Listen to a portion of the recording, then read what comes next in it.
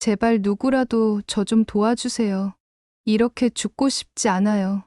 여기 동생의 수술비를 내지 못해 괴로워하는 여성이 있는데요. 어느 날 이 여성은 엄청난 기회로 비행기를 타고 한국까지 오게 되었고, 한국 도착 후 살면서 보지 못한 거대한 공항의 모습에 입이 다물어지지 않았습니다. 그리고 그녀와 그녀의 동생을 맞이해주는 이들이 있었습니다. 가까이 다가가니 왠지 낯설지 않은 느낌의 얼굴을 보게 되어 크게 놀라게 되는데요. 이게 무슨 일이죠?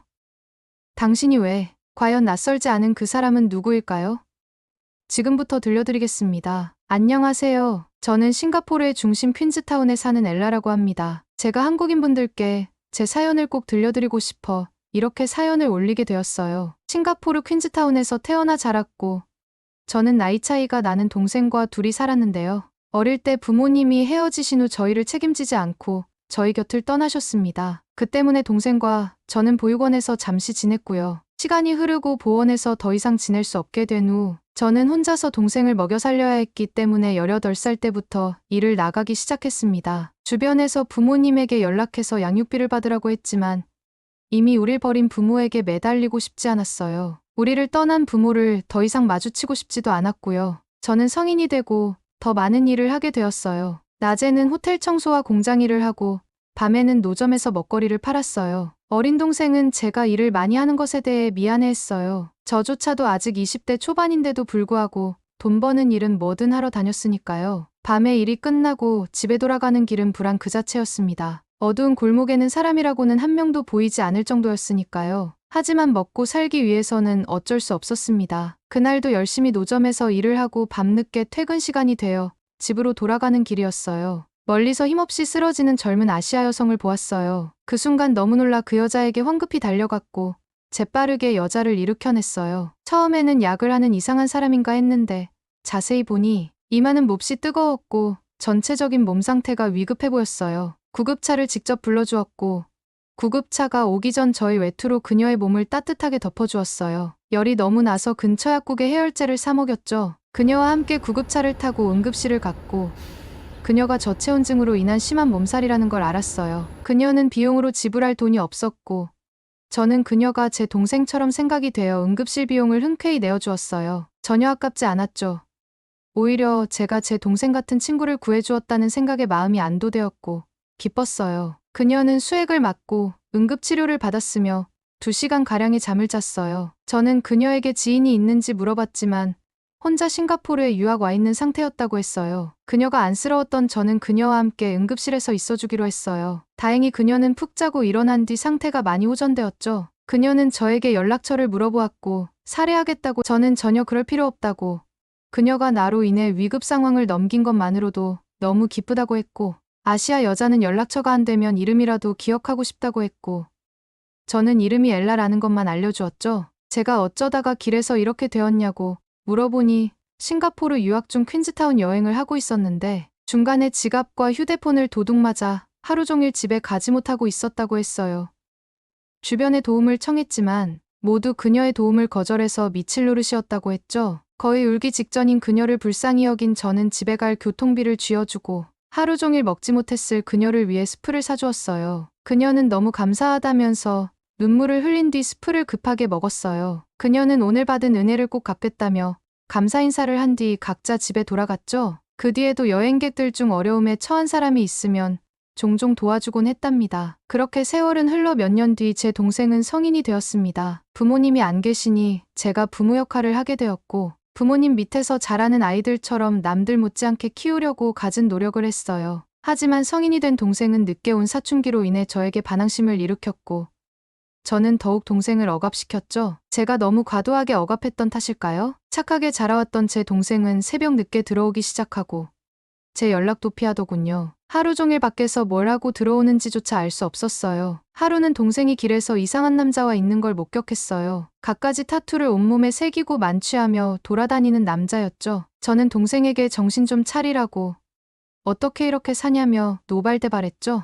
동생은 저희 말에 굴하지 않고 반항심을 보이며 결국 저희 연락까지 끊어버렸어요. 며칠 지나지 않아 저에게 연락이 온 건 다름 아닌 병원이었습니다. 온몸에는 식은땀이 흘렀고 혹시나 제 동생이 잘못된 건 아닌지 오만 생각을 하며 부랴부랴 병원으로 달려갔습니다. 그녀의 얼굴과 머리에서는 심한 출혈이 있었고 온몸이 멍투성이었습니다. 동생의 처참한 몰골을 본 저는 오열했습니다. 의사 선생님 말씀에 따르면 그 쓰레기 같은 놈이 싸우던 중 우리 동생을 사정없이 해코지한 모양이었습니다. 심장이 찢어지는 줄 알았죠. 의견 다툼이 있었는데 제 성질에 이기지 못하고 술에 취한 채 동생에게 분풀이를 했다는 겁니다. 동생은 그 뒤로 몇 차례 얼굴에 수술받았습니다. 몇 개월 뒤 건강은 되찾았지만 동생 얼굴은 예전으로 돌아오지 못했습니다. 칼에 의해 그어진 자국은 남겨진 흉터로 변했고 동생은 겉으로는 아무렇지 않은 척했지만 밤이 깊어질 때면 혼자서 자신의 얼굴을 바라보며 조용히 울곤 했습니다. 저는 이러한 동생의 아픔을 지켜보는 것이 얼마나 괴로운지 말로 표현할 수 없었습니다. 저는 동생의 흉터를 치료할 수 있는 최선의 방법을 찾기 위해 온갖 노력을 다했습니다. 하지만 싱가포르의 비싼 의료비 때문에 흉터 제거 수술에 필요한 금액은 상상을 초월했습니다. 정부로부터 받은 범죄 피해자 보상금만으로는 결코 충분하지 않았습니다. 우리 가정은 저소득층이었기 때문에 메디케이드 혜택을 받을 수 있었지만 우리가 찾아간 흉터 제거 전문 병원들은 하나같이 메디케이드를 받지 않았습니다. 이러한 상황은 우리 가족에게 또 다른 좌절감을 안겨주었습니다. 한국과 달리 싱가포르에서는 국가 지정 의료보험을 의사가 거부할 수 있는 상황이었습니다. 의사들은 메디케이드 환자보다 보험이 없거나 사보험을 가진 환자들을 선호했죠. 그 이유는 후자들이 더 높은 환급률과 더 많은 수익을 제공하기 때문이었습니다. 그런 상황에서 메디케이드가 없으면 저는 수억 대의 비용을 감당해야 했고 제게는 그런 돈이 없었습니다. 저는 마지막 희망을 걸고 SNS에 도움을 청하는 글을 올렸습니다. 만약 이 글을 읽고 계신 분 중에 성형외과 전문의가 계시다면 부디 메디케이드를 받아주시기만 한다면 감사하겠습니다. 라고 호소했습니다. 그런데 예상치 못하게 제 글을 본 한 여성이 저에게 연락을 해왔습니다. 그녀는 자신의 병원에서 치료를 제공하고 싶다고 말했습니다. 이 소식은 저에게 큰 희망의 빛이 되었습니다. 제 마음은 한껏 들떠서 그 여성에게 깊은 감사를 표했습니다. 하지만 그녀는 한 가지 조건을 제시했습니다. 제가 일하는 병원이 한국에 있어서 비행기 표와 수술비는 드리겠지만 한국까지 오실 수 있으신가요? 라고 말이죠. 처음엔 이 말을 듣고 사기라고 생각해 아무런 대답도 하지 않고 무시했습니다. 한국까지 오라는 마치 낚시 같은 이야기에 누가 속겠어요? 그런데 그날 밤 죽고 싶다며 창밖을 뛰어내리기 직전에 동생을 발견했고 그날 독한 마음을 먹고 한국에 가기로 결정했어요. 제 동생의 목숨보다 소중한 건 없으니까요. 그때의 저는 이미 절박한 마음에 모든 것을 걸 준비가 되어 있었습니다. 그날 그 한국 여자에게 답장을 했고 어떤 병원인지 어디로 가면 되는지 모두 물어보았어요. 서울에 위치한 그 대형 병원에서 성형외과 전문의로부터 수술을 받을 수 있다는 여성의 말에 처음엔 의심스러웠지만 이틀 후에 그녀가 진짜 비행기 티켓을 구매해 예약 발권 확인서를 보내주자 저는 조금씩 믿음을 갖기 시작했습니다. 저와 동생의 한국행은 빠르게 진행되었습니다. 한국과 싱가포르 사이의 무비자 입국 제도 덕분에 비자를 기다릴 필요 없이 급히 한국행 비행기에 올랐습니다. 인천공항에 도착한 저와 동생은 그 규모의 거대함에 압도당했습니다. 저희가 이용했던 싱가포르의 공항과는 비교도 안 될 정도였죠. 입국장에서 우리를 기다리고 있는 사람들을 발견했습니다. 3명 정도 되는 사람들이 저희 이름이 적힌 피켓을 들고 있었습니다. 저는 그들에게 환하게 미소 지으며 다가갔어요. 그런데 그들 중 한 명의 얼굴이 익숙하게 느껴졌습니다. 곰곰이 생각해보던 중 그 여자는 저에게 엘라, 10년 전 기억나요? 라고 했어요. 그 순간 그 여자가 누구인지 번뜩 떠올랐습니다. 그는 바로 과거의 길에서 쓰러져 제가 구해주었던 그 아시안 여자였습니다. 놀란 마음에 당신이 왜 여기 있는 거죠? 라고 물었습니다. 이 모든 상황이 너무나 놀랍고 의아했습니다. 그 여자는 제 놀란 얼굴을 보고 미소를 지으며 제가 당신에게 메시지를 보낸 사람인 것 같은데요. 라고 말했습니다. 네.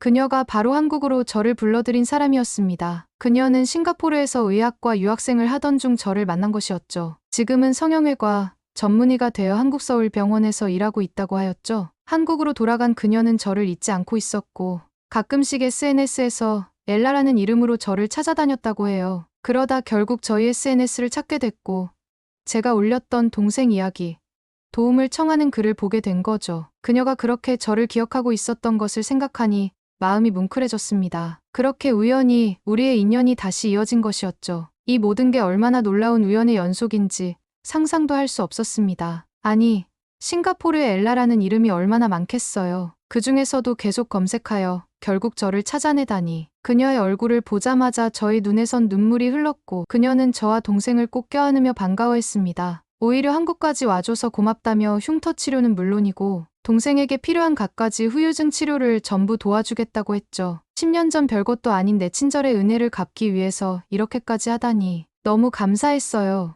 동료 중 한 명은 의료 통역사였고 나머지 한 명은 그녀의 동료의사였습니다. 저희 동생은 며칠 뒤 바로 수술을 받았고 경과는 아주 좋았죠. 완전히 흉터가 말끔히 없어지지는 않았지만 그래도 예전과는 비교도 할 수 없이 옅어져 크게 눈에 띄지 않는 정도가 되었습니다. 외모에 대한 자신감이 돌아온 동생은 활기를 되찾았고 포기하려던 공부를 시작했습니다. 덕분에 지금은 가고 싶던 대학교를 다시 입학하게 되었고 아주 밝게 지내고 있어요. 내년이 되면 그 한국 의사 선생님을 만나러 한국 여행을 갈 예정이에요. 저희 별거 아닌 선의를 잊지 않고 벼랑 끝에 몰린 동생의 인생을 구해준 한국 의사 선생님 감사드립니다. 잊지 않겠습니다. 한국.